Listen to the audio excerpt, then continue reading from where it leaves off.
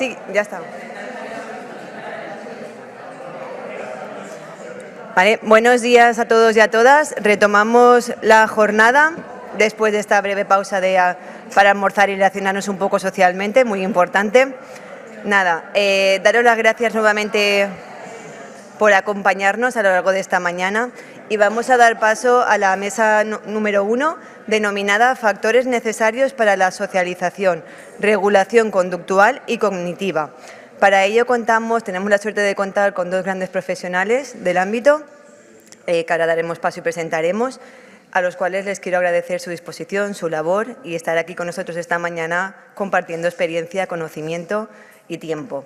En primer lugar, cederemos la palabra a doña Belén Moliner Muñoz, médica general y doctora en Medicina y Neurociencia.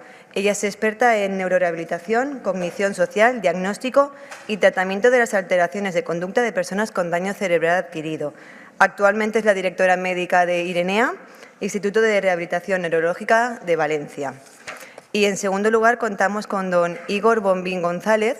Él es doctor en Psicología y neuropsicólogo clínico. Su actividad principal ha sido la rehabilitación neuropsicológica de personas con daño cerebral adquirido y otras patologías neurológicas, labor que ejerció desde 2001 en el CEADAC en Madrid y desde 2007 en Reintegra, en Oviedo, el cual dirige.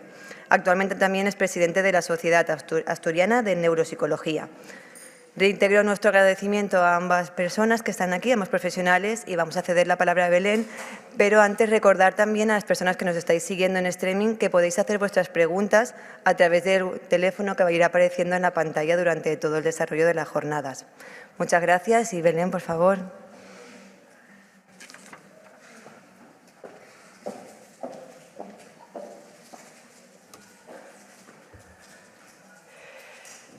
Bueno, pues muchas gracias, Marta, y muchísimas gracias a Dañ Cerebral Comunitat Valenciana, FEBADACE, por haberme invitado.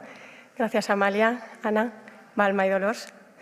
Y bueno, estoy especialmente agradecida hoy de estar aquí por la temática de la jornada, Relaciones Sociales y... ¿Nos ha puesto la presentación?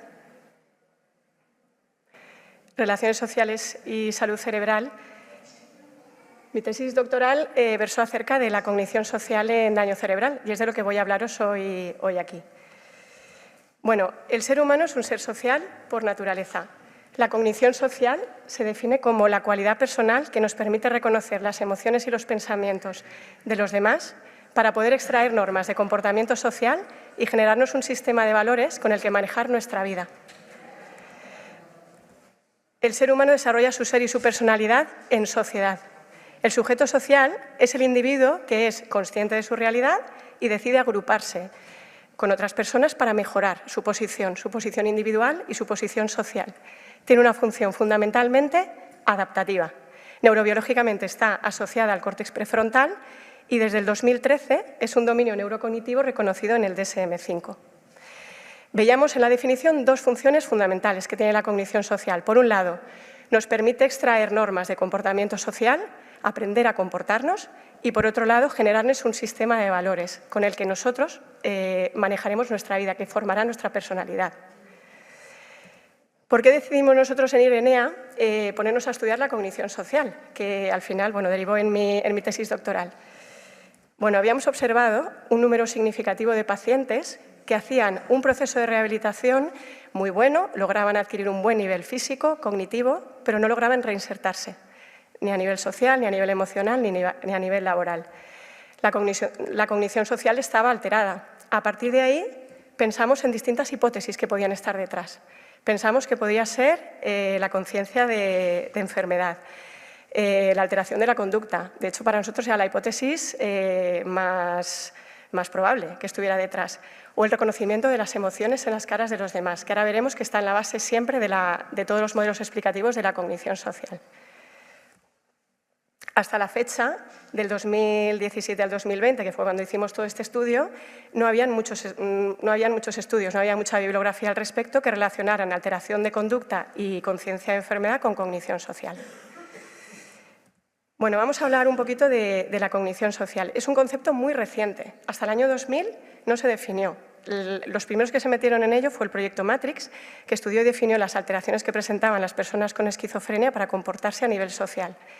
Y lo hicieron a partir de 5 constructos: el procesamiento emocional, la teoría de la mente, la percepción social, el conocimiento social y el estilo atribucional, constructos que se iban desarrollando de forma progresiva a lo largo del neurodesarrollo del individuo. A nosotros, en Irenea nos gustaba mucho más la definición, el modelo explicativo que hizo Kevin Ochsner en el año 2008, que definió un modelo jerárquico de 5 niveles que relacionaba la cognición social con la afectividad y las emociones. En el primer nivel estaba el estímulo, procesamiento y conducta sin ningún tipo de valencia, es decir, una conducta puramente reactiva. No se asocia a ninguna afectividad ni ningún estado emocional. En el segundo nivel, a partir de la repetición y cuando aparecían las primeras vías neuronales, ya el sujeto lo que hacía era ir relacionando a ese estímulo y a esa conducta estados emocionales, afectividad. Ya se generaba el sistema de valencias. En el tercer nivel estarían los procesos inferenciales de bajo nivel, se comprenden las emociones del otro, la empatía, aquí nos hace falta el sistema de neuronas espejo. En el cuarto nivel, los procesos inferenciales de alto nivel, la teoría de la mente. Y en el quinto nivel, la gestión y reasignación de las respuestas, según el aprendizaje, la experiencia, el impacto que cada experiencia ha tenido en nosotros y el marcador somático, se reasignan todo ese sistema de valencias. Bueno, ¿cómo podemos valorar la cognición social? Se han definido 3 tareas a partir de las cuales se pueden establecer estudios fiables de una valoración objetiva, que son el reconocimiento facial emocional, la teoría de la mente y la empatía. Todas ellas alteradas en daño cerebral, en mayor o menor medida. Bueno, volvemos a la hipótesis de nuestro estudio. ¿Qué hicimos nosotros? Elegimos a 50 pacientes que cumplían criterios de trastorno neurocognitivo mayor leve o trastorno neurocognitivo leve, es decir, cognitivamente tenían herramientas para poder reinsertarse. Les pasamos a todos un test de reconocimiento facial emocional que valoraba las áreas de mayor interés visual, ahora comentaremos eso. Una escala de conciencia-enfermedad, la escala SADI, el Self-Awareness of Deficit Interview, y 2 escalas de alteración de conducta, el inventario neuropsiquiátrico y la escala de los sistemas frontales. Y por otro lado elegimos a 50 personas sanas, de las mismas características que los pacientes, les pasamos el test de reconocimiento facial emocional y las 2 escalas de conducta, su versión para familiares.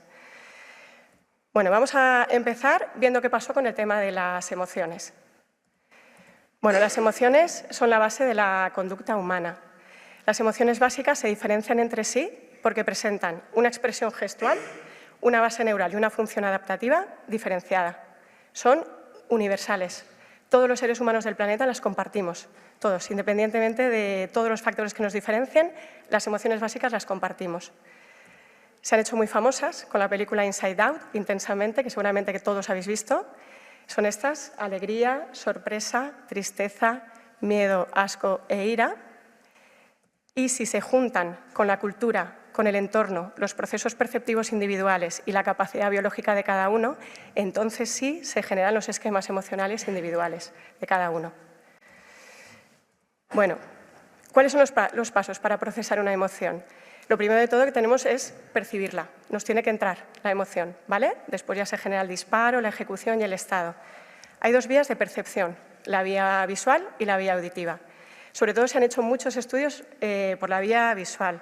Todos conoceréis el test de las expresiones faciales de Ekman, ¿vale? Que lo sacó en los años 70 y hay un montón de estudios desde entonces. Las fotos son de esa época, como podéis ver.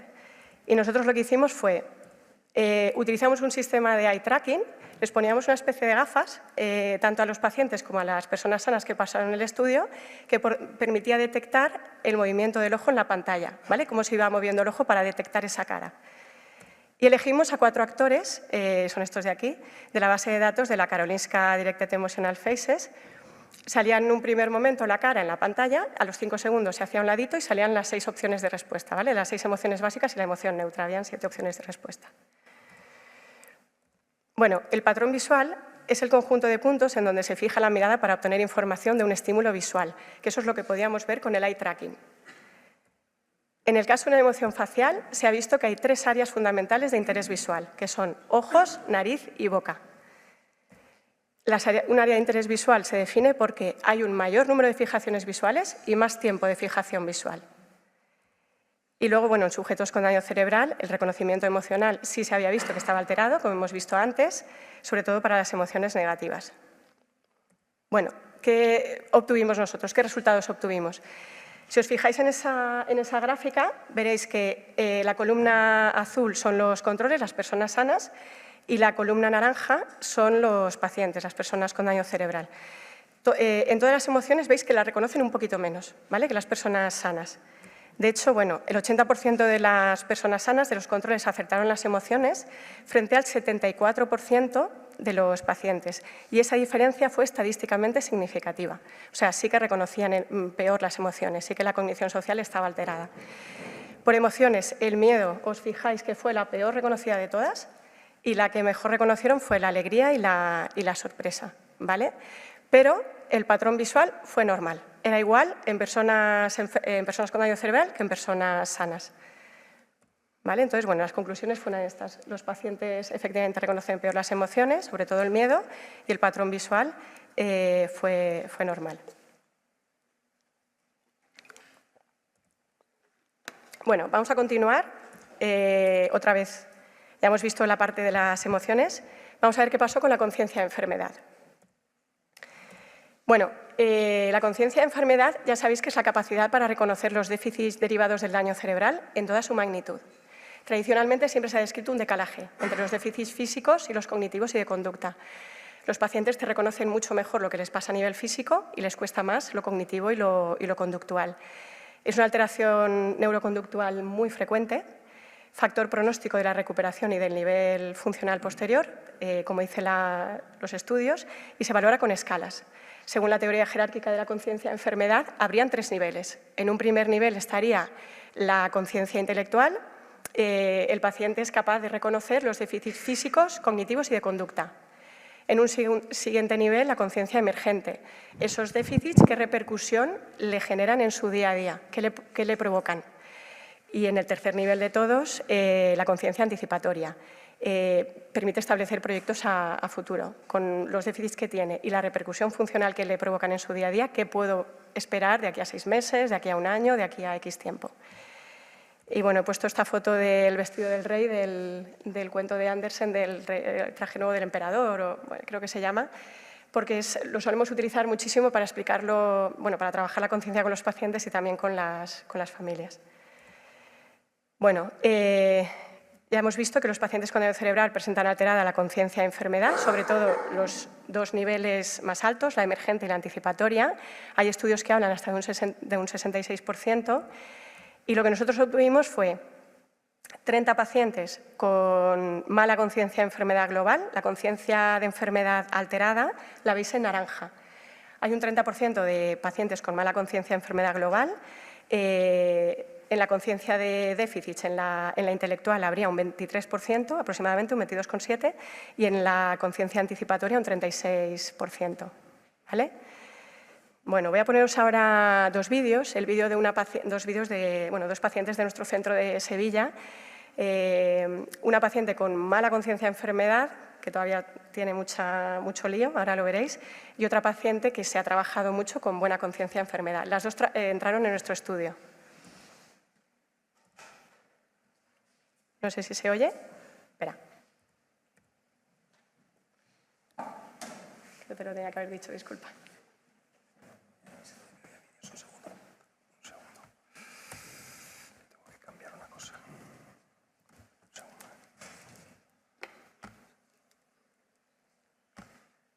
Lo voy a sacar desde el micro porque no...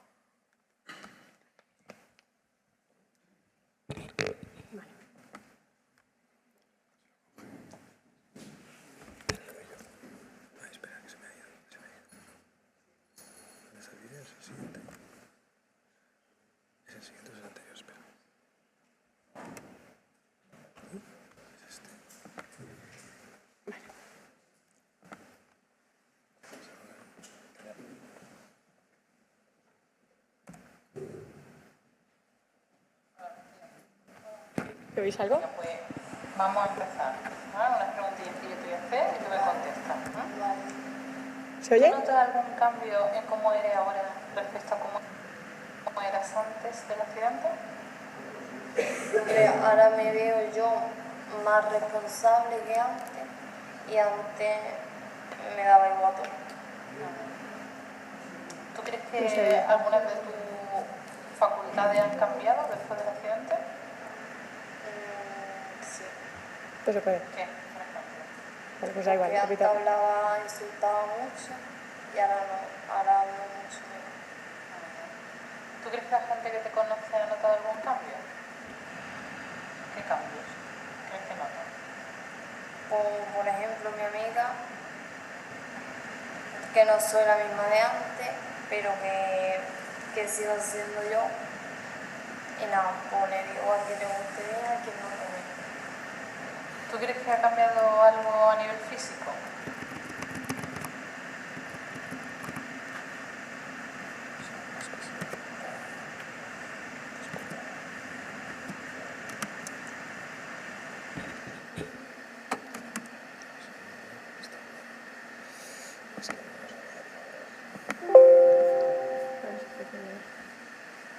No lo sé, pero vamos a intentarlo.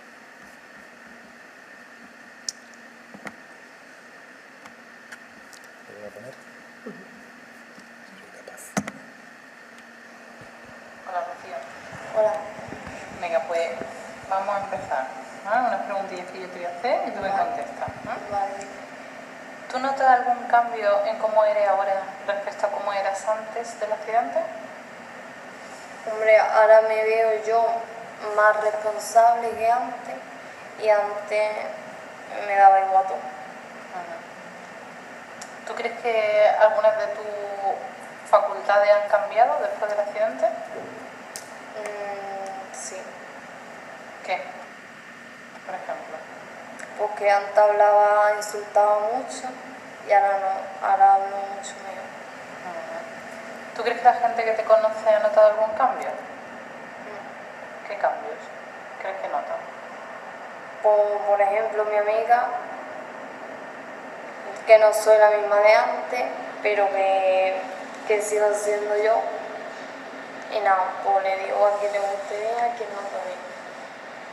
¿Tú crees que ha cambiado algo a nivel físico? A nivel de alguna alteración en el equilibrio, la forma de andar, la visión, la fuerza. Y la fuerza ¿La fuerza de dónde? del brazo izquierdo. Eso te ha cambiado, a peor. A peor. Y la visión también. A peor. ¿Tú crees que tiene algún problema de memoria o de confusión? De confusión, porque a lo mejor te digo yo algo y después te tengo que preguntar a ver si es eso o no. Entonces, ¿qué dirías tú? ¿Hay algunos problemillas de memoria o de confusión? Sí. ¿Para concentrarte tienes problemas? ¿O no te cuesta nada? ¿O te cuesta un poco más? Me cuesta un poco más que antes. Para resolver problemas o tomar decisiones, organizar, planificar tareas. ¿Lo haces como tú eras de resuelta o ahora tienes que pedir consejo y te cuesta más? Ah, tengo que pedir consejo ¿A quién te suele pedir consejo? a mi madre. ¿Tú crees que tu conducta ha cambiado? Mi conducta, ¿Tu personalidad? Que seas diferente en tu forma de ser. en mi forma de ser soy diferente, pero yo para mí soy mucho mejor que antes. Pero hay cambios, ¿no? ¿Tú crees que tienes alguna dificultad para salir con otras personas? Pues depende con quién salga. ¿Y para comunicarte? Para comunicarme, pues que me tengo que aprender a hablar y eso. Vale, muy bien. Hola. Bueno, y aquí tenéis a Yanira. Mira, ¿tú crees que todo esto que te ha pasado, el traumatismo que tú has tenido, te ha afectado de alguna manera a tus actividades de la vida cotidiana? Hombre, como que no puedo hacerla, ¿no? Muy bien, ¿no? ¿Qué es lo que te pasa? Por ejemplo, no puedo andar. Mentalmente estoy más discapacitada, no estoy igual que antes. No puedo mover la mano esta. Antes la podía mover, ¿no? Antes no veía nomás. No estaba tan necesitada como ahora. ¿Tú crees que podrías vivir de forma independiente? ¿Crees que tienes capacidad para manejar el dinero? ¿Escucháis algo? No, porque lo gastaría en cualquier cosa. Bueno, Para... Pasamos si queréis. Vale.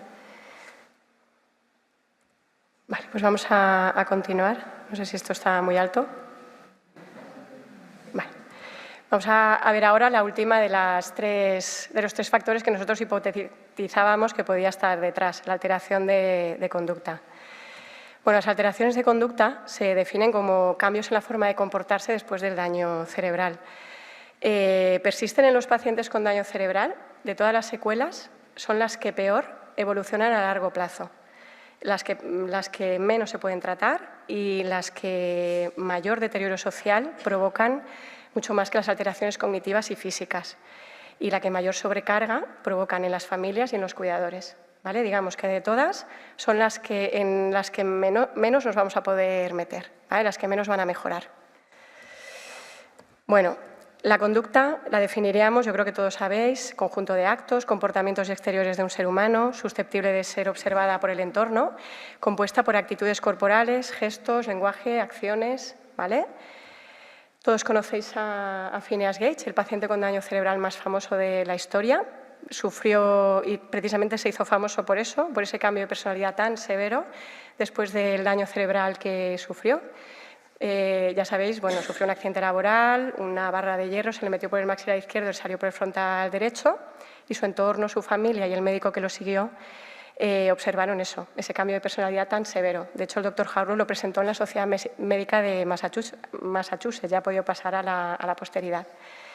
Estos son otros famosos de nuestra época, que seguro todos conocéis. Todos ellos tienen daño cerebral, ¿vale? Pero de todos, con el que más se ha cebado la prensa, que podéis encontrar un montón de cosas en Internet, del cambio de personalidad que sufrió después del ictus, fue Jaime de Marichalar, ¿vale? Aquí tenéis dos recortes, pero ya os digo, si os metéis en Internet podéis encontrar un montón, hay muchísimos. Si los milagros ocurren, este fue el caso de Marichalar, que ese 22 de diciembre del 2001 volvió a nacer. Nunca mejor dicho, porque cuando 19 días después abandonó el hospital, no volvió a ser el mismo. El Jaime antes discreto, riguroso con el protocolo, dicen que devolvía las cartas que omitían su tratamiento de excelentísimo y más proclive a la parafernalia regia que los propios reyes, dio paso a un Jaime desinhibido que se puso el mundo por montera. El ictus, que casi le mata en diciembre del 2001, destapó una personalidad oculta. Bueno, ya os digo, podéis encontrar con más detalles, hay mucho más en la prensa, en fin. Bueno, cotillos aparte. ¿Cuáles son los criterios diagnósticos para una alteración conductual, una alteración neuroconductual? Digamos que habrían dos partes. Estaría la parte cognitiva, el trastorno neurocognitivo, y por otro lado, la alteración del comportamiento, si existe o no. Para poder diagnosticar una alteración neurocognitiva, tiene que ser una alteración clínicamente significativa en uno o más dominios neurocognitivos que haya sido evidenciada por el propio paciente o por su entorno. Hay 6 dominios neurocognitivos, ¿vale? Que, bueno, aquí estoy entre un foro de neuropsicólogos, no me voy a meter mucho, pero bueno, atención compleja, función ejecutiva, aprendizaje y memoria, lenguaje, habilidades perceptuales y la cognición social, que comentábamos al principio, ¿vale? Si esta alteración limita la autonomía del individuo, hablaremos de un trastorno neurocognitivo mayor y, si no la limita, de un trastorno neurocognitivo leve. Y para hablar de un cambio de personalidad, para decir que tenga alteración del comportamiento o no, según el DSM-5, habla de que tiene que ser una alteración persistente de la personalidad que constituye un cambio con respecto al anterior patrón característico de personalidad del individuo. Existen evidencias en la historia clínica, análisis de laboratorio o exploración clínica de que este cambio es consecuencia directa de otra afección médica. En este caso sería el daño cerebral.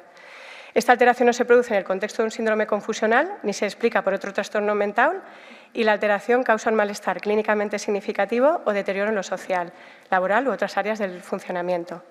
La personalidad la definimos como el conjunto de rasgos psíquicos de una persona, actitudes, pensamientos, esquemas emocionales y repertorio conductual que se mantienen en el tiempo, que le hace único e individual. Bueno, alteraciones de conducta, habrían 4 grandes grupos. Por un lado estarían las alteraciones de la actividad, la falta de conciencia que ahora hemos visto, la alteración del pensamiento y las alteraciones de la personalidad. Hablamos de un cambio de personalidad de tipo lábil cuando vemos inestabilidad emocional, poca tolerancia a la frustración, irritabilidad, impaciencia, infantilismo, tendencia a la impulsividad, oposicionismo, victimismo. Un cambio de personalidad de tipo apático, tendencia a la inmovilidad, falta de motivación e iniciativa, embotamiento afectivo, impersistencia, indiferencia al entorno. De todas las alteraciones de conducta, esta es la que más les suele doler a los familiares, con la que más sufren, ¿vale? Por ese embotamiento afectivo, como que ni sienten ni padecen. De tipo desinhibido, con la desinhibición social y sexual y la falta de control en los impulsos, impulsividad a la hora de hablar, verborrea, compulsividad con la comida, tendencia a gastar dinero de forma exagerada. Y de tipo agresivo, con toda la agresividad física y verbal. Bueno, las alteraciones del pensamiento suelen aparecer en pacientes con trastornos neurocognitivos más graves o moderados hacia graves, ¿vale? Las delusiones y las confabulaciones. El paciente los vive como reales. Pierden el sentido de la realidad y suelen aparecer de cara a la tarde-noche, ¿vale? Ahí hablaríamos del fenómeno de Sundowning. Y luego, bueno, las alteraciones de la actividad que todos conocéis, agitación, enlentecimiento y fatiga. ¿Cuándo creéis que se debe tratar la conducta? Hemos dicho que son las alteraciones que más empeoran la calidad de vida del paciente y de la familia. Bueno, deben diagnosticarse adecuadamente y tratarse siempre, ¿vale? El tratamiento es conductual y farmacológico, ¿vale? Tendría esas dos vertientes que tienen que ir de la mano. A nivel farmacológico tenemos dos grandes grupos. Por un lado tenemos los fármacos activadores y por otro lado los fármacos depresores. Si tenemos un paciente apático o paradito, enlentecido, buscaremos activarlo. Si tenemos un paciente agitado, lábil, desinhibido, agresivo, buscaremos bajarlo, ¿vale? Y para ello hay 3 vías a nivel cerebral, 2 vías activadoras y una vía inhibidora. Por un lado está la vía de la dopamina, que se subdivide en serotonina y noradrenalina, que es activadora, la vía del GABA, que es inhibidora, y los canales de sodio, potasio y cloro, que hay fármacos que aumentan esa apertura y provocan un aumento de la excitabilidad neuronal. Son también activadores. Fármacos activadores tenemos pocos. Tenemos el amantadine, que realmente se utilizaba como antiparkinsoniano, las anfetaminas, los antidepresivos inhibidores selectivos de la recaptación de serotonina y inhibidores selectivos de la recaptación de noradrenalina y los mixtos, y luego los dopaminérgicos, que sobre todo activan la vía motora, pero también los hemos utilizado puntualmente. Y depresores sí que tenemos un montón, benzodiazepinas, moduladores del tipo trazodona, mirtazapina, neurolépticos que disminuyen la dopamina a nivel cerebral, antiepilépticos y analgésicos de escalón medio y alto. Depresores hay un montón. Y luego, bueno, terapia conductual, que ya he dicho, el foro en el que no me voy a meter aquí, que vosotros sois auténticos expertos en tratar a nivel conductual la conducta.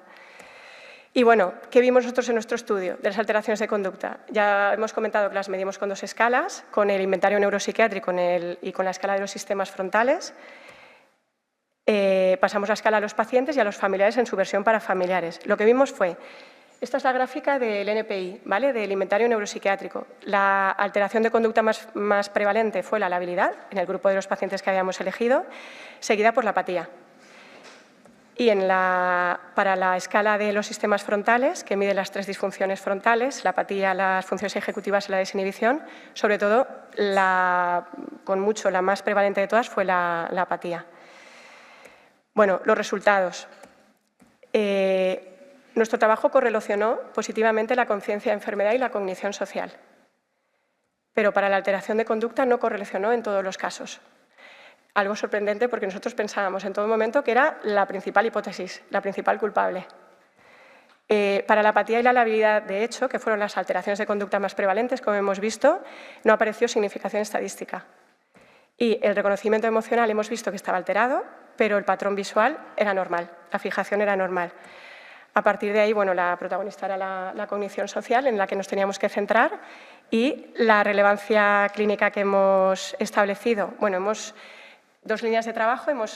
Por un lado, hemos establecido protocolos de trabajo de reconocimiento facial emocional, porque sabemos que la fijación visual de los pacientes no está alterada, con lo cual eso lo podemos trabajar. Y por otro lado, un tratamiento específico individual y en grupo para el tratamiento de las alteraciones de conciencia de enfermedad. Había traído también un vídeo del grupo de conciencia de las chicas, pero bueno, como no se oye, no lo voy a poner. Ya está.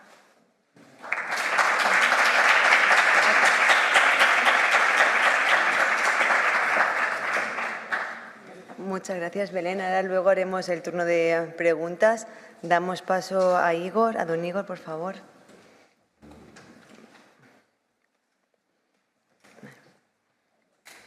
Puedes, vale, Igor. ¿Versión 2? Sí, creo que está un poquito estirada. ¿No tienes vídeo, verdad? No. Será por probar una cosa. Vale.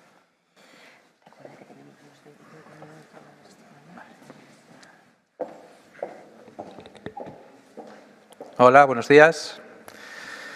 Pues buenos días a todos y todas, los que estáis aquí, los que estáis en casa y bienvenidos, bienvenidas. Quería un poco en primer lugar pues transmitiros desde, bueno, yo vengo desde Oviedo, desde Asturias, pues transmitiros pues toda nuestra solidaridad, nuestro apoyo en estos momentos que son muy duros para muchas de vosotras y nada, pues daros un fuerte abrazo y que tengáis toda nuestra empatía. En segundo lugar, pues quería agradecer a la organización el haber tenido la amabilidad de invitarme a participar en estas jornadas que realmente considero muy interesantes y que abordan cuestiones que creo que son muy importantes desde el punto de vista de pacientes, familiares y también de los profesionales que trabajamos con personas con daño cerebral o daño neurológico, ¿vale?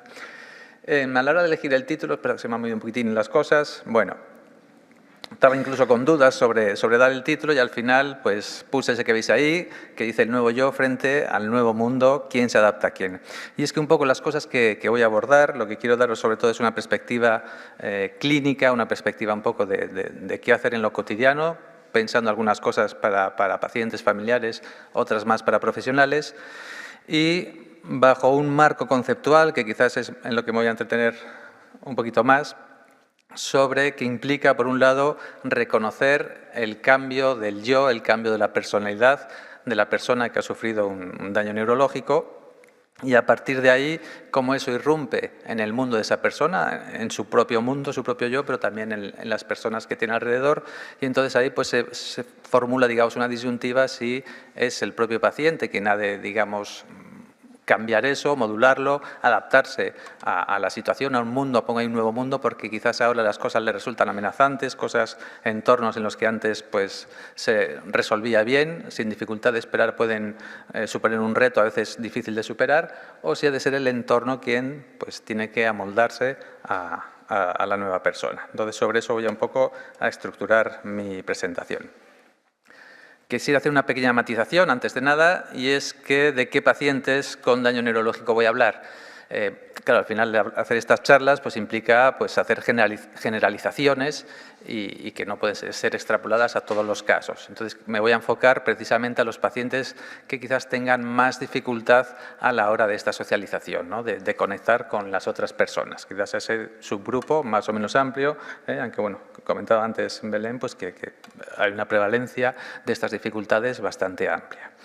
Y en cuanto a las relaciones sociales, me voy a centrar sobre todo en las que entiendo que son, digamos, más significativas para la persona y en las que pues hay una mayor demanda de esos componentes que se han mencionado antes, como tiro de la mente, la empatía, etcétera, ¿no? Poniendo ahí en el centro de todo a la persona, pues quizás un primer círculo de las personas más allegadas, familia, entenderla en un sentido, digamos, muy amplio, a partir de ahí amigos, amigas, compañeros de trabajo, hasta pues círculos, digamos, más amplios y entendiendo esto desde la perspectiva de la propia persona, del propio paciente, pero entendiendo que cada persona es como si dijéramos un sistema solar, no solo desde la perspectiva de esa persona, sino que las otras personas pues también tienen su propia, digamos, perspectiva diferente. Es decir, no un análisis puramente, digamos, egocéntrico, centrado en esa persona, sino también teniendo en cuenta las necesidades, las dimensiones de la otra persona.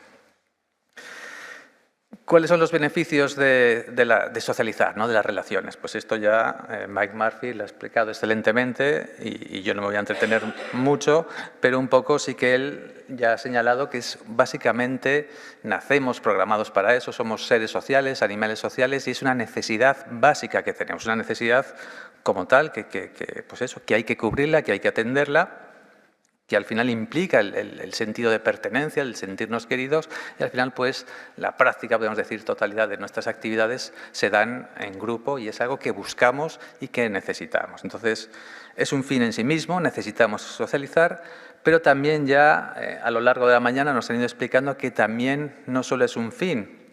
La Mike Murphy, como era tan importante en épocas como la adolescencia y demás, que es un medio para desarrollar ciertas cuestiones importantes, bueno, hablaremos del autoconcepto, etcétera, es decir, cómo el relacionarnos con los demás nos ayudan, digamos, a modularnos, a formarnos, digamos, como personas. En el contexto que nos ocupa del daño cerebral adquirido, todos, digamos, los que nos dedicamos a esto entendemos que es fundamentalísimo, es decir, la neurorehabilitación requiere, digamos, como vehículo conductor la interacción personal y sabemos que las relaciones sociales son fundamentales para desarrollar, mejorar procesos cognitivos, de lenguaje, no solo eso, sino la regulación emocional y regulación conductual. Y estoy yendo muy rápido, perdonad, ¿no? Vale. Y por otro lado, también pues en esa presentación, o un poco en lo que yo también voy a incidir un poquitín, es la importancia que tiene el contacto con los demás para, digamos, formular o desarrollar nuestro yo y la idea que tenemos de nosotros mismos, ¿vale? Voy a entretenerme un poquitito, muy poquitito en esto del yo, que quizás los psicólogos y psicólogas lo tenéis más claro, pero bueno, sabiendo que hay otro tipo de profesionales, cuando hablamos de ese yo, muy por encima, qué cosas, qué elementos, pues entiendo como fundamentales.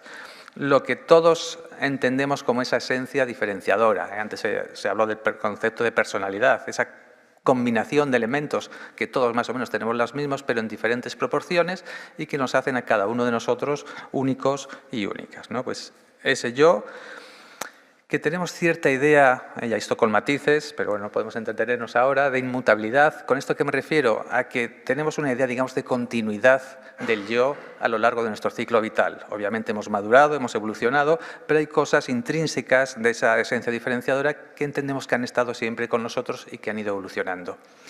Y que incluso cuando las cosas han cambiado, ha sido a costa de un gran esfuerzo, de una voluntad por ese cambio y de un gran tiempo a veces invertido en hacer ese cambio. Bueno, las narrativas, que muy brevemente se refiere un poquitín a cómo cada uno de nosotros se explica, pues cómo es el mundo que nos rodea, cómo somos nosotros, cómo es nuestra interacción con ese mundo y las cosas que nos van sucediendo, aunque hay unos hechos objetivos, desarrollamos una cierta explicación ante los fracasos, sobre todo ante los triunfos, esto me ha pasado por esto, por lo otro, es que estoy muy injusto, es que esto está todo mañana. Bueno, desarrollamos explicaciones de cómo suceden las cosas. Y otra idea también que es muy importante, relacionado con el yo, es mi imagen subjetiva de mí mismo, mi yo percibido o mi autoconcepto. Para lo cual decíamos que ese contacto con las demás es fundamental para que me van dando una referencia de cómo son, tanto por comparación, ¿no? De pues estoy viendo cómo son otras personas, viendo cómo soy yo, o por el feedback que me dan respecto a mis intentos de socializar, o decíamos antes, o de ser más gracioso, o de ser más amable. Es decir, voy recibiendo un feedback y voy forjándome una idea de cómo es ese yo, cómo soy yo como persona, ¿vale? Bueno, pues teniendo un poquito este concepto del yo o de la personalidad, si queréis, ¿qué ocurre cuando irrumpe un daño neurológico? ¿Qué ocurre con el daño cerebral adquirido? Pues que, no voy a decir inevitablemente, pero en muchos casos sucede un cambio significativo de ese yo. La persona cambia. La persona cambia y es consciente de ese cambio, incluso lo hemos visto en una de esas entrevistas, la primera, que hablaba que tenía poca conciencia, sí que reconocía, digamos, ciertos cambios o reconocía que le decían que los demás percibían ciertos cambios, ¿vale? Entonces puede haber un cambio en la personalidad, en el yo de esa persona. ¿Cuál entiendo yo? Que tampoco es esto que me lo haya inventado exactamente, es decir, esto es un cúmulo de cosas de lecturas y también de la reflexión de la parte clínica. ¿Cuál entiendo yo que son los principales, digamos, precursores de ese cambio? Está quizás ahí mal puesto el título, sería ¿qué factores derivan en que haya una mayor percepción de un cambio significativo en el yo, en la persona? Yo señalaría 4 cosas. Una de ellas, que ya nos ha explicado antes Belén, es cambios en la cognición social, en lo que hablamos teoría de la mente, y aquí yo voy a dar una visión un poco más diferente, digamos, de la empatía, cuando yo hablo de estas cosas, pues con pacientes, con familia, entendiendo la empatía como no solo hay una empatía, digamos, puramente cognitiva, que implica saber pues, cómo se siente el otro, qué estará pensando, o esto, como le ha pasado esto, se siente así. No solo ese conocimiento puramente cognitivo, sino el conectar. el conectar emocionalmente con la otra persona, el sintonizar con la emoción del otro, el sentir con el otro. Obviamente, me cuentan algo triste, no voy a sentir la misma tristeza, pero sí parte de esa tristeza. Y es cuando siento con él, con ella, cuando me pongo en marcha. Porque el mero conocimiento puede que no me ponga en marcha, pero es a través de la emoción va a ser más fácil que entre en acción. Entonces, no se trata de tener empatía o no tenerla. Yo siempre hablo de, pues en un extremo, hablo de un continuum en que en un extremo estaría una actitud más empática y en el otro extremo una actitud más egocéntrica. Egocéntrica que no es egoísta, egocéntrico en el sentido de no veo lo de los demás. No es que lo vea y pase de ello, que sería un poco egoísmo, sino que simplemente no me llega las emociones de los demás, el cómo se sienten, o simplemente a veces es que no me entero. Entonces, entendiendo que cada uno de nosotros está en un punto de ese continuum, lo que suele o lo que puede provocar un daño neurológico es un salto, digamos, hacia el lado, digamos, del egocentrismo. Es decir, no se trata de tener todo o nada, pero sí en referencia de la propia persona, pues se pierde empatía y se vuelve un poco más egocéntrica. Otro factor que considero fundamental es la desregulación emocional. Es que las personas con un daño neurológico de alguna manera puede aparecer un síntoma que es que gestionan peor las emociones. Quizás las cosas que le enfadan o que le alegran o que le ponen nervioso, los miedos son los mismos, pero ahora tiene más dificultades para calmar esa emoción, para gestionar esa emoción. Y esto además tiene relación con lo anterior, con el tema de la empatía. Si yo quiero conectar emocionalmente con alguien, si yo mismo tengo muchas emociones que me molestan, si yo estoy muy agobiado, muy estresado, muy tal cual, es más difícil que me llegue lo del otro, porque lo mío provoca mucha interferencia, mucho ruido. Entonces, incluso una misma persona, dependiendo de su estado emocional, pues puede tener más dificultades para conectar cuando su propio estado emocional está desregulado. Entonces, fijaos cómo esto también impide pues esa empatía. La desregulación conductual, que sería un poco pues, toda esta cuestión de las alteraciones conductuales que nos han explicado antes, ¿no? Como esto también parece, o yo creo que tenemos un poco, o ya ha explicado, perdón Belén, cómo es algo que provoca una mayor carga subjetiva en la familia y se vive esto con mucho, digamos, pesar y con mucho, digamos, malestar emocional. Y curiosamente, a pesar de ser neuropsicólogo, de que lo incognitivo, pues digamos que teóricamente siempre ha sido como el centro de nuestro trabajo, pues sí que creo que tiene relevancia en cuanto a la percepción de que la persona ha cambiado, pero diría que tiene, bueno, a mi parecer, casi menos relevancia que las otras variables, sobre todo en función del grado de deterioro cognitivo. Quiero decir, si el deterioro cognitivo es leve, moderado, quizás la percepción de que la persona ha cambiado sea menor. Si es un deterioro cognitivo ya, digamos, mayor, significativo, pues ahí sí, porque es verdad que ahí se pierde un poquito pues, profundidad, etcétera, en cuanto a las relaciones sociales, ¿vale? Entonces, la combinación de varios de estos factores, de uno o más, pues puede provocar que cuanto más graves sean, pues mayor sea la percepción de que la persona ha cambiado. ¿Qué ocurre además? Que decíamos que cada uno de nosotros pues tenemos una percepción, un autoconcepto de nosotros, de cómo nos vemos. ¿Qué ocurre al acontecer un daño neurológico, un daño cerebral y cuando esto ocurre con un cambio significativo en la personalidad, en el yo de la persona? Pues normalmente esa persona lo que va a hacer o lo que va a ocurrir es que va a procurar, digamos, resolver digamos, sus retos, sus acometidos, sus cuestiones, digamos, cotidianas, tal y como lo hacía antes. Es decir, aunque la persona, su yo ha cambiado, su visión de sí mismo, de sí misma, no ha cambiado, porque desarrollar una idea, un concepto de sí mismo, de uno mismo, requiere mucho tiempo y requiere muchas experiencias vitales. Entonces, el cambio de personalidad es bastante drástico o muy drástico, y entonces el cambio de la imagen de mí mismo no lo es. Y entonces aquí se produce una disyuntiva entre cómo soy realmente y la imagen de mí mismo, ¿no? Y podríamos explicar hasta cierto punto el concepto de anosognosia, lo que señalaba antes como la falta de conciencia de déficit, con esta disyuntiva entre cómo soy ahora y cómo me veo, y que la persona tiende a poner en marcha los patrones de antes, que le eran eficaces antes, porque entiende que esencialmente pues es la misma persona. ¿Y cómo reacciona el entorno a estos cambios que se están dando, ¿no? Y sobre todo aquí el entorno, pues me interesa más ese entorno, digamos, más cercano, que está más cerca del yo, ¿vale? Familia, entorno, digamos, más de amigos, o incluso en el trabajo cuando se da. Pues bueno, ahí tenéis varias expresiones que los que trabajamos en esto, digamos, hemos oído muchas veces, que reconocen ese cambio, ¿no? De ya no es el de antes, pero no exactamente, pero hay matices, pero hay ciertas cosas que están como magnificadas, etcétera. Y además una cosa que provoca a veces como una carga adicional, que esto tiene como además muy poco, no sé cómo deciros, como reconocimiento social en el sentido de pues esto es una queja, digamos, que viene de pacientes y de los propios familiares, que cuando no hay alteraciones o secuelas físicas, pues de alguna manera el entorno, otras relaciones que están más lejos de ese círculo central, pues entienden, oye, que todo está fenomenal, que qué bien, oye, que te has dado un ictus y tal cual, y mírate qué bien, le veo genial, le veo estupendo, pues en relaciones así, digamos, de hola, qué tal, cual, pues fenomenal, pues oye, genial, ¿no? Dice, joder, pues si tú supieras, ¿eh? Pero eso no, en ese primer contacto, pues no se ve, ¿no? Entonces, la familia percibe este cambio, es consciente del cambio, lo sufre y se da voy a explicar aquí un recorrido posible que posiblemente se puede dar. Entonces, esto al principio, porque todo esto del daño neurológico, del daño cerebral adquirido, claro, no es lo mismo muy al inicio y según van pasando los meses, los años incluso.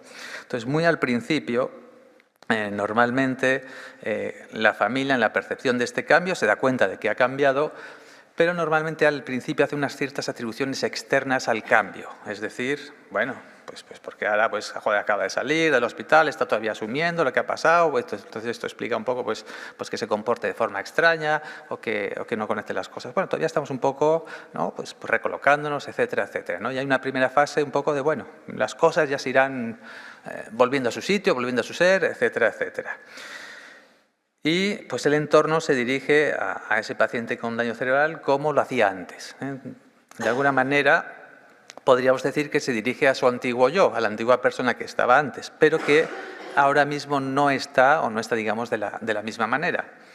Y esto, pues, provoca que esa persona responda de forma diferente. Y entonces aquí empieza a haber una especie de incomprensión mutua, ¿no? Del uno al otro, de cómo es si esta persona antes, cuando yo le decía esto, me atendía, o a veces ni yo expresando mi malestar ya estaba pendiente de qué quería, de qué no quería, y ahora veo que pasa de todo, o ahora veo que tal, o ahora veo que no le importa. Y la otra persona se siente interpelada de, oye, deja de, me estás acusando de que no te veo, de que, bueno, estas cosas empieza a haber ahí, empieza a haber, digamos, conflictos, empieza a haber, digamos, expectativas desajustadas en el sentido de el entorno espera algo del paciente y ese paciente pues no es capaz, no es que no quiera darlo, sino es capaz de dar eso de vuelta. A veces, ¿cómo se responde a esto? Pues hay muchas formas de respuesta. Os pongo ahí algunas, a veces desde la propia sobreprotección, ¿no? De, bueno, pobre todavía, está así, tal cual, entonces se permiten ciertas conductas o se pasan por alto, o no hay tanta demanda a ese nivel, digamos, social, de empatizar, de conectar emocionalmente. Esto también provoca frustración, insatisfacción. Y si esto se va alargando con el tiempo, a veces hay lo que se llaman unos autores que de alguna manera conjugan conceptos que vienen de la neuropsicología y de la terapia, digamos, sistémica familiar, lo que llaman el fenómeno de extrañamiento, que implica que de alguna manera estas personas que empiecen a no reconocerse, a no comprenderse, se empiezan a distanciar por esta retroalimentación de no nos estamos entendiendo y una persona está pidiendo una cosa y otra persona está dando otra cosa y eso puede provocar pues eso, que cada uno como que se reafirme en esas conductas y además ahora esa atribución que hacía el entorno de esto es porque bueno, todavía está así por la enfermedad, ahora ya no, ahora suelen ser más atribuciones internas en el sentido de responsabilizar al paciente de estos cambios, incluso en exceso, en el sentido de decir de, pues que hace así porque me da la gana o porque pasa de mí o porque... Entonces, el cómo interpreta el entorno las cosas, pues empieza a cambiar y empieza, entre comillas, a culpabilizar al propio paciente de estas conductas o de esta falta de conexión. Lo cual pues, puede conducir a un distanciamiento no solo emocional, sino a veces de hecho, y yo creo que muchos vemos pues, que ciertas parejas, etcétera, pueden incluso llegar a separarse. ¿Vale?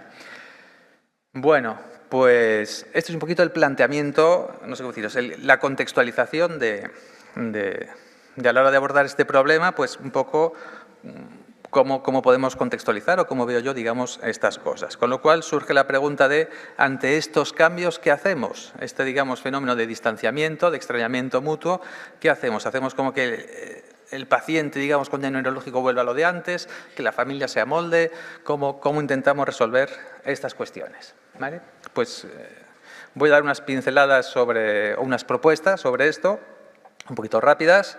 Así que, venga, vamos a ello. Si voy muy rápido, por favor, me lo hacéis saber. Bueno, ¿cuál podríamos identificar como el objetivo fundamental de la neurorehabilitación? Y aquí voy a contaros, no es un modelo propio, es un modelo, digamos, de Fergus Grace, es un poco el grupo, digamos, de Barbara Wilson, que lo que proponen, en lo que llaman el modelo en Y, es, digamos, entendiendo que la persona ha cambiado, y entendiendo que no se puede revertir ese cambio. Y esto es algo que todos igual podemos comprender intelectualmente, pero que la vivencia de esto, con perdón, es muy jodida.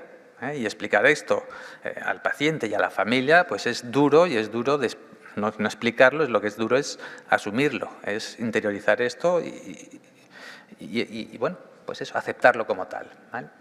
Entonces, lo que ocurre es que, bueno, no puedo volver a lo de antes, pero lo de ahora pues me resulta insatisfactorio, pues de lo que se trata, el proceso sería hacer un nuevo yo, desarrollar, digamos, un nuevo proyecto vital, ¿vale? No se trata de conformarse, es imposible volver atrás, sino decir, bueno, aprovechar cosas del yo de ahora, aprovechar cosas que todavía están ahí del yo de antes y que realmente la persona sea capaz de desarrollar, de formularse un nuevo proyecto vital en el que se sienta autorrealizado o autorrealizada, ¿vale? Lo cual implica construir un nuevo yo. Que decíamos que es duro asumirlo, por un lado, por parte del paciente, porque implica una renuncia a cosas que durante toda mi vida han sido muy importantes para mí y ahora me estás diciendo que no voy a poder hacerlas y que no voy a poder hacerlas en el futuro. Pero es que también para ese círculo, esas personas en contacto muy estrecho con el paciente, con la persona con daño neurológico, también implica una pérdida. Y la necesidad de aceptar esa pérdida, la necesidad de, digamos, despedirse de esa persona que tuvo el daño neurológico para poder conocer, recibir y aceptar a esa persona nueva. Y aquí también pues, tiene que haber un duelo, una fase de duelo que es complicado y sobre todo es tremendamente complicado, esto cuando hablamos con familias, porque claro, es porque estoy viendo a esa persona ahí. No es un duelo de alguien que se ha marchado de mi vida, ¿no? Una pareja que me ha dejado o alguien que ha fallecido, que esa persona no está y sé que no va a volver, cuando alguien está ahí, pero no es, pero algunas cosas sí están y otras no están y bueno, pues puede ser una auténtica, digamos, chifladura. Entonces esto es, una vez más, bonito de contar o fácil de decir, complejo para quienes están ahí, pues vivirlo y llevarlo a cabo, ¿vale? Explicábamos antes que había es decir, cambiaba el yo, pero que la persona seguía manteniendo esa idea de sí mismo de antes de la lesión cerebral. Entonces, proponemos como primer paso un trabajo, digamos, metacognitivo, o si queréis, de autoconocimiento, o de toma de conciencia de este nuevo yo. Es decir, introducir cambios implica darse cuenta de que algo no está yendo bien, ¿no? Y entonces tenemos que procurar un mayor ajuste de la imagen que tiene la persona de sí mismo hacia el nuevo yo. Y de alguna manera que eso matice, ocultar, no, es decir, que la nosognosia pues vamos, digamos, reduciendo, ¿no? Para introducir los cambios y para realmente establecer nuevas relaciones desde ese nuevo yo. ¿Y cómo se hace esto? ¿Cómo se reajusta la imagen de mí mismo? ¿Cómo voy tomando una mayor autoconciencia? Pues ya lo he explicado en esta mañana. Mike Murphy, cómo lo esencial que es la relación con los demás, la interacción con las otras personas para forjarse esa idea de uno mismo. Pues hay que reandar ese mismo camino. Es decir, es importante, por eso otra vez la socialización aquí como un medio que nos va a ayudar en este proceso, digamos, de neurorehabilitación, el fomentar el mayor contacto con las demás personas, entendiendo ahí, cuando digo el contacto, la interacción con el ambiente, sobre todo hablo de la interacción con los demás, ayudar a la persona o estimular para que sepa interpretar ¿Cuáles son las demandas del ambiente? ¿No? Que muchas veces no se enteran que las personas que le rodean le están pidiendo cosas, cosas sobre todo de índole, digamos, afectiva, emocional, de apoyo. No basta estar físicamente, como decíamos esta mañana. También saber interpretar qué le está ofreciendo el ambiente, cuándo hay oportunidades de acercarse, de compartir la afectividad, etc. Y sobre todo, interpretar el resultado, es decir, ¿qué tal lo he hecho? Es decir, me han pedido esto, he hecho una demanda, he intentado hacer algo, he intentado satisfacer, ¿lo he hecho bien, lo he hecho mal? ¿Está la otra persona, le ha servido mi apoyo, le ha servido de algo? ¿No? Saber interpretar todo eso. Entonces, esto es un poco, es decir, la interacción social es como elemento vertebral que va a ayudarnos en este camino, pero hay que favorecer todo eso. ¿Por qué?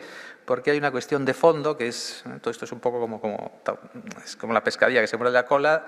¿Cómo puedo hacer esto si estamos diciendo que una de las posibles secuelas del daño neurológico es la afectación de la cognición social? Es decir, ¿cómo puedo hacer este trabajo de percibir qué me está pidiendo el ambiente, de aprovechar las oportunidades que me ofrece, de ver qué tal lo he hecho si no me entero muy bien de lo que pasa ahí fuera? De cómo están los demás y si se han quedado, digamos, satisfechos con mi intervención, etc. ¿Vale? Entonces, este es un poquito el gran reto que tenemos. Bueno, algunas preguntas, algunas cuestiones, líneas, si queréis, para hacer este trabajo. Respecto a quién ha de hacer este trabajo, pues todas las personas que estamos, es decir, si mantenemos esa idea del circulito, todas las personas que estamos cerca de ese yo. Cualquier oportunidad de interacción es aprovechable. Aunque no podemos, y voy a incidir hoy mucho en esto, no todos tenemos la misma responsabilidad y no podemos pedir a la familia ciertas cosas. Entonces voy a diferenciar algunas cosas que nos toca más, digamos, a los del ámbito profesional y otras cosas que podemos pedir a la familia. Respecto al cuándo, que también surgió antes, pues siempre que se pueda. Desde el inicio, desde que se detecte todo esto, no dejemos pasar el tiempo, expliquemos a la familia, al paciente qué ha pasado, estos posibles cambios en el yo, y actuemos e intervengamos sobre ello. En la cuestión dices, vale, pues venga, vamos a ir diciéndole cosas tal cual. ¿Y cómo de bruto soy? ¿Cómo de franco soy? ¿O qué le digo a la familia? Oye, pues cada vez que le hago algo mal, dile, mal, no te enteras, joder, no ¿hacemos esto? No, vale, por si acaso lo digo, no. Vale. Tenemos que llegar a un equilibrio entre lo que la persona, digamos, puede procesar, puede no solo, por un lado, digamos, entender. Fijaos que estamos hablando de que la cognición social está dañada, entonces hay que explicar cosas que nos parecen obvias y evidentes, quizás para esta persona ahora mismo no lo son, y hay que vencer o superar la resistencia emocional. Todo este proceso implica que decimos que la persona tiene que tomar conciencia de su nuevo yo. Y probablemente este nuevo yo le guste menos que su yo de antes. Es una cosa de, joder, me he convertido, no sé si los más mayores recordáis la película de A propósito de Henry, qué bien casi que tuviera esa lesión cerebral porque salió un hombre mucho más adorable que lo que era antes. Por eso no suele pasar habitualmente. Habitualmente tenemos de vuelta un yo pues con ciertas dificultades que antes no estaba, con cierta merma en sus capacidades, sobre todo en esta capacidad de relacionarse. Entonces los mensajes de, oye, no eres tan eficaz en las distancias cortas, no me das la afectividad que yo estoy requiriendo, no eres tanto apoyo como resultaba, pues son mensajes duros, ¿vale? Entonces una reacción normal y humana que va a tener la persona va a ser decir, no, de eso nada. Si yo soy un tío toda la vida, yo soy un tío muy empático y muy atento a las cosas. ¿Cómo me dices que no me entero? ¿Por qué? Porque está hablando su yo de antes. Entonces, si aprieto demasiado, lo que vamos a conseguir es una cerrazón. Decir, mira, si tú me estás dando malas noticias que yo no me creo, puedo hacer dos cosas. Puedo creerlas y que mi imagen de mí mismo se vea amenazada, o puedo decir, este no se entera de nada. Lo que pasa es que no me conoce. Entonces, tenemos que llegar a un equilibrio no solo primero por proteger, digamos, su estado emocional y segundo, por ser eficaces. Entonces, ir metiendo ahí, cuestionando pequeñas cositas y poco a poco ir con tiempo, pues abriendo ahí una brecha y bueno, ir dando este feedback poco a poco. Bueno, este trabajo tiene varios niveles, algo nos va a decir. Yo empezaría, fijaos, desde el reconocimiento de emociones, la teoría de la mente, que sea un poco esa parte casi más cognitiva, y lo último, lo más complejo, que a mí me parece esa empatía, entendiendo cómo sintonizar con la emoción del otro. A la hora de trabajar estas cosas, pensando en los que abordáis estas cuestiones, a veces trabajamos con supuestos, con causas o con viñetas o con cositas. Está bien quizás para una primera parte, pero es mucho más potente en material real, el que traigan conflictos de la vida real, porque todo esto, de la cognición social, de la empatía y de trabajar esto, es mucho más difícil cuando me siento yo comprometido emocionalmente. Yo me puedo encontrar una historieta de fulano le dice un malentendido, sí, sí, pero lo que me ha dicho a mí mi mujer, bueno, es que menuda, me lo ha dicho con toda la mala leche. Es decir, porque no es lo mismo, porque en una situación real me puedo sentir atacado, en una historieta que no tiene nada que ver conmigo, como emocionalmente no me compromete, lo puedo ver más claro, ¿vale? Bueno. Mi pregunta, y de verdad que me hago muchas veces esta pregunta, es si realmente podemos mejorar la empatía. Mejorar la empatía como conectar con la emoción del otro. Y tengo serias dudas a este respecto. Entonces, sí creo que se pueden hacer cosas, ¿vale? No es un mensaje ni lista, pero creo que también hay un punto en el que es muy, muy difícil llegar, no sé si somos capaces de llegar. Entonces, lo que sí puedo, por lo menos, es allanar el camino. Es decir, bueno, vamos a facilitar este proceso. Entonces, como primer paso, hay que explicar, y esto sí es importante, esta es la parte que queremos, la colaboración de ese entorno más cercano, familias, etcétera, hay que hacer explícito lo que es implícito. Es decir, todas esas cosas que antes del daño cerebral no hacía falta decir, que quedaban un poco en, entiende, comprende, no, ahora tenemos que ser claros y francos. Necesito que me atiendas un poquitín. Estoy pasando una mala racha. O esto que me has dicho realmente me ha disgustado, me ha enfadado. Y tengo que mostrar mi enfado, a veces enfadado. Estoy enfadado, enfadada, etc. Tengo que hacer las cosas explícitas. De alguna manera estoy entendiendo un mensaje implícito de que me estoy alargando. Bueno, en todo esto es importante que el paciente, digamos, vea al otro. Cuando vea al otro me refiero a que no solo vea su dimensión de cuidador, cuidadora, sino su dimensión de persona que también tiene sus propias necesidades, sus propios agobios personales, su propio, es decir, todo un mundo, como esos pequeños, no sé decir, circulitos, satélites, es decir, está como el sistema solar mío de yo con mis cosas, pero esta persona tiene también su propio, digamos, sistema. No es solo un satélite que rota en torno a mí, sino que tiene su propio sistema, estando ella en el centro, etcétera.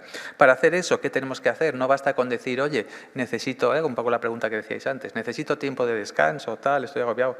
Lo dices y te tomas ese tiempo de descanso, porque mientras no te lo tomes, no va a entender esa necesidad. Hasta que no sufra, digamos, o experimente las consecuencias, no lo va a entender, ¿vale? Y lo que me cuesta más, lo que yo cuestiono mucho, y si queréis lo dejamos ahora para el turno de preguntas, es si puedo hacer que el otro sienta conmigo, ¿no? Después de romper todas estas barreras, si puedo, digamos, llegar a todo eso. Una pena que no me dé más tiempo, porque tengo unas cosas súper interesantes. Un par de, si me lo permites, como no puedo decirme que no, pues... un par de apuntes muy específicos. Meter la importancia de, para trabajar estas cosas, traer cosas reales a la consulta, conflictos reales que han tenido para reinterpretar esas situaciones. ¿Vale? Es decir, porque la persona a veces no se entera, entonces hay que reinterpretar, tenemos que traer eso ahí, hay que reinterpretarlo. Y porque además aquí suceden dos cosas. Cuando la persona no se entera bien de lo que ha pasado, la tendencia es hacer una interpretación suspicaz. ¿Vale? Esto nos pasa a todos, es inherente. Las personas, no sé si lo sabéis, las personas que tienen a veces, que se quedan sordas, a veces tienen este problema también de... se vuelven más suspicaces porque al no entender lo que dicen los demás, pues lo interpretan de una manera que a ver si están hablando mal de mí. Entonces, cuando no me entero muy bien de qué está pasando, a veces lo interpreto de forma un poco amenazante hacia mí o suspicaz. Entonces, aquí entra también la dimensión cognitiva de las funciones ejecutivas, porque hacen una primera interpretación y aparece cierta rigidez cognitiva. Entonces, mucha parte del trabajo es decir, vale, puede ser que haya dicho esto o que haya hecho tal cosa por este motivo, vamos a buscar otras alternativas. Digamos, trabajar valorar otras alternativas que expliquen su conducta, algunas de ellas que no sean amenazantes o agresivas hacia la persona y tratar de ver cuál puede ser más plausible. ¿Vale? Bueno, ir introduciendo cambios. Todo esto solo se puede hacer forjando primero una alianza terapéutica. Es decir, el adaptar el ritmo va a tener que ver con ir forjando esa alianza terapéutica y que no se sienta juzgado. Entonces, no podemos pedir este trabajo a la familia, ¿vale? No podemos decir a la familia, oye, dile esto, hazle esto. No, no. Tenemos que gestionarlo, digamos, nosotros. Y a la familia, en realidad, lo que necesita es también tratamiento para estas cuestiones. Decirle un poco cómo tiene que abordar estas cuestiones, atenderle en sus propias responsabilidades, sí que pedirles esa ayuda, sobre todo decir, mira, dirígete, es decir, esa parte de hacer explícito lo que va implícito, ahí sí que les pedimos ayuda, pero en la resolución de conflictos y demás es mejor hacerlo un poco pues, entre digamos, las tres partes, ¿vale? Dificultades, sobre todo la generalización. Cuando hacemos este trabajo cuesta mucho, a veces abordas estas situaciones. Por cierto, el trabajo grupal también en esto es muy importante. A veces cuando explicas estas situaciones, das otras alternativas de respuesta, lo pueden hacer, lo pueden intentar, pero sucede una situación sutilmente diferente y no generalizan, ¿vale? Entonces, bueno, es un trabajo a veces un poco difícil, ¿vale? Y nada más, un poco como conclusiones, pues eso, que las relaciones sociales pues, son un objetivo en sí mismo, terapéutico esencial, porque ya nos han señalado la importancia que tienen y también son un medio para hacer ese trabajo global de recuperar un proyecto vital que sea, digamos, de plena satisfacción para el paciente y su familia. Un trabajo en el que estamos todos implicados y en la respuesta a quién se ajusta a quién, pues ya veis que el planteamiento es que un poco pues, de las dos partes, ¿vale? Nada más, perdonadme por la extensión. Y nada, si tenéis preguntas.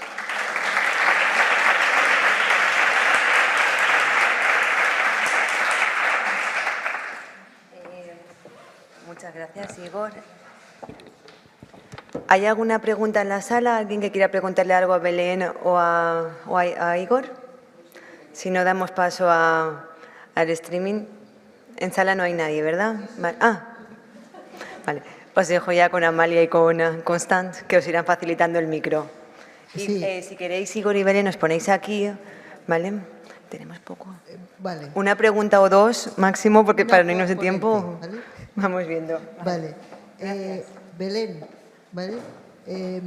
Has hablado de personas con daño cerebral en vuestro estudio, pero quisiera conocer un poco las características de esas personas, porque entiendo que según la gravedad de la lesión o la edad, variarían, ¿no?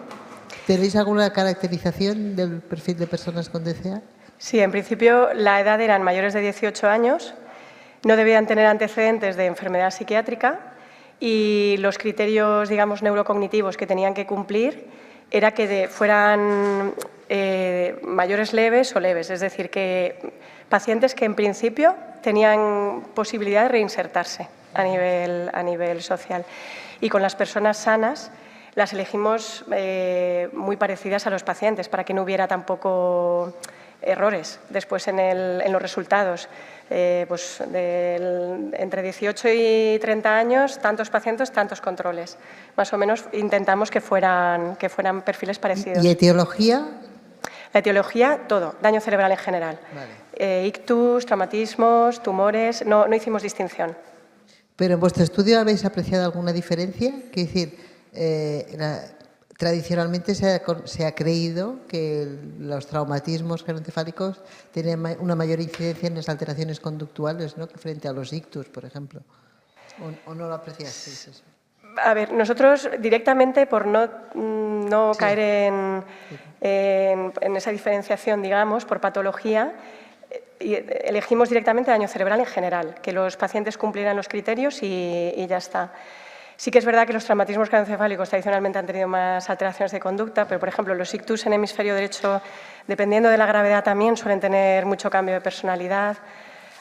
Por eso mismo decidimos no entrar en eso.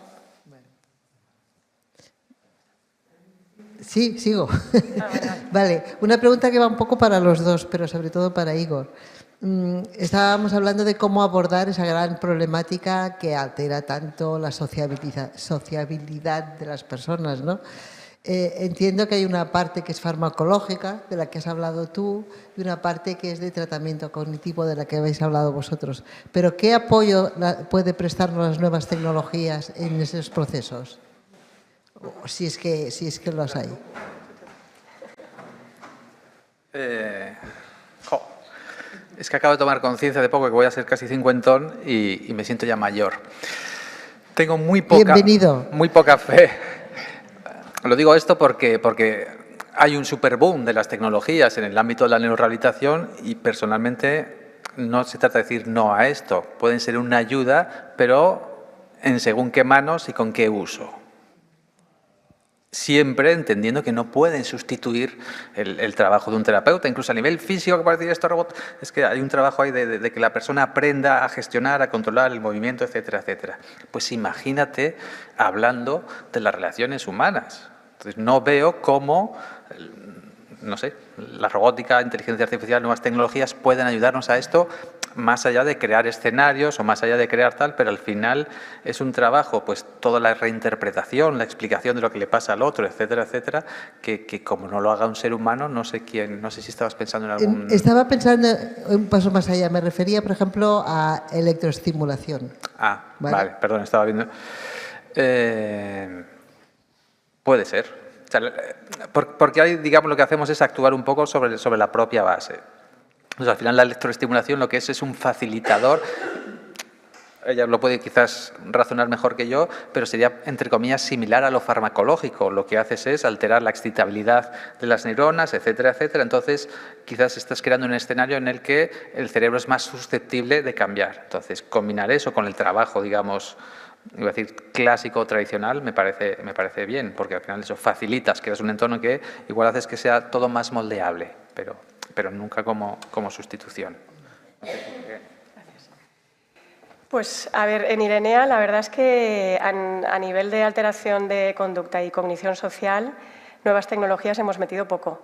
Seguimos, bueno, un poco lo que tú decías, a lo tradicional, tratamiento farmacológico, mucho trabajo de conciencia de enfermedad, que es lo que nos ha demostrado que al final hay cambios reales y los pacientes lo notan y te lo dicen. Y electroestimulación, por ejemplo, en alteración de conducta es verdad que nosotros por lo menos no tenemos una línea terapéutica definida ni hay demasiados estudios.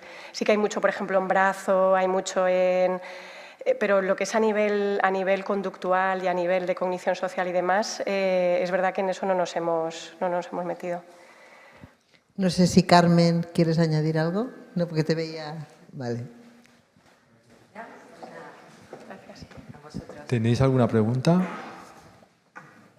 ¿No? Pues damos por finalizada de la mesa. Volvemos a reiterar nuestro agradecimiento a Igor y a Belén. Y os dejamos con Dani, que va a dar el premio a la receta, ¿no? Neurosaludable, perdón. Muchas gracias.